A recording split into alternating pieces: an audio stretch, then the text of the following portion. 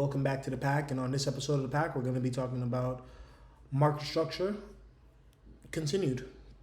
So, just along to our previous chapter, we were talking about drawing market structure from the lower high points that the market makes to the lower low points. Give me 1 second. Let me delete this.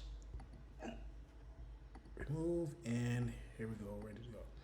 So, lower low, lower high. And now what we're doing is we're just drawing the market structure patterns so you're able to kind of see the market is showing us that it's going. Right? In this scenario here, this was the previous market structure level. And all we're doing is we're just drawing and tracing market structure so that way we can have a solidified understanding of the trend. Right? So the biggest thing in a downtrend that you want to make sure that you're aware of is the lower high points. The pullbacks that the market makes are the lower high points to where you want to kind of go ahead and enter.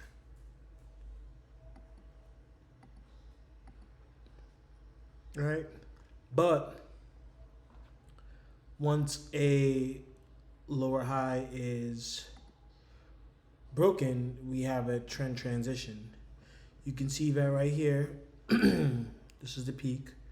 Drawing a line right here. We can see that right here we have a beautiful transition of structure to where the previous market structure lower high was broken by price, which from here to here, this was the previous market structure lower high. It came down, made a lower low, but this candle came and printed past this previous area right here, causing this area to kind of transition from a downtrend to an uptrend. So now I'm just going to go ahead and label this area so you can kind of understand. I'm going to put lower LH for lower high. Then right here, this is your previous lower low. A little bit sloppy. Let me kind of correct that. Much better. So yeah, it's very, very imperative that you kind of understand and know where trend kind of breaks structure, because this is key to kind of how you go about looking for your entries when a trend kind of transitions and changes. So it's very important that you're able to kind of spot and kind of understand these areas, because it's at these areas that the market's going to do a major turnaround.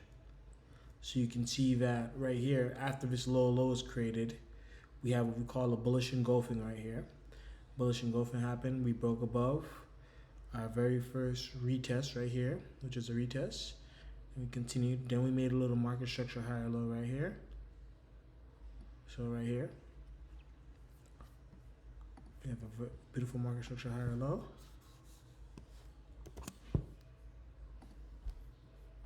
Because it finally broke above, creating a new high point. Higher high.